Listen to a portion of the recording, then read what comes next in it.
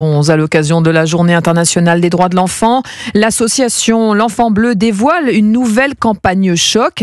Alors sur l'affiche, le parrain de la campagne, le champion de MMA Cédric Doumbé, pose dans une chambre d'enfant avec ce slogan « L'endroit le plus violent n'est pas toujours celui qu'on imagine ». Louise Salé, c'est à la maison que la majorité des violences se déroulent. Oui, 77% des enfants victimes de maltraitance subissent ces violences dans leur propre foyer, rappelle cette campagne.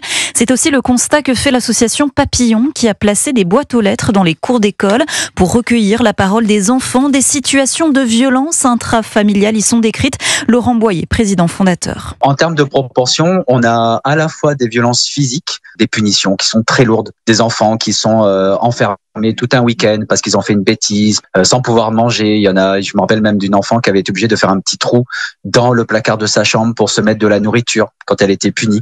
Et puis on a malheureusement aussi les violences sexuelles intrafamiliales qui représentent 13% des mots qu'on reçoit.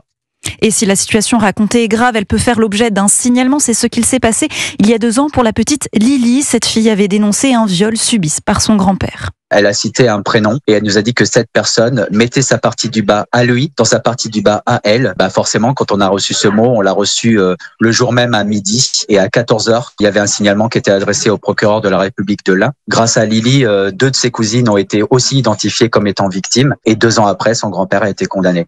L'an dernier, 50 000 enfants ont déposé des lettres. 1,4% des mots reçus ont fait l'objet d'un signalement. Louise Salé du service Société d'Europe 1.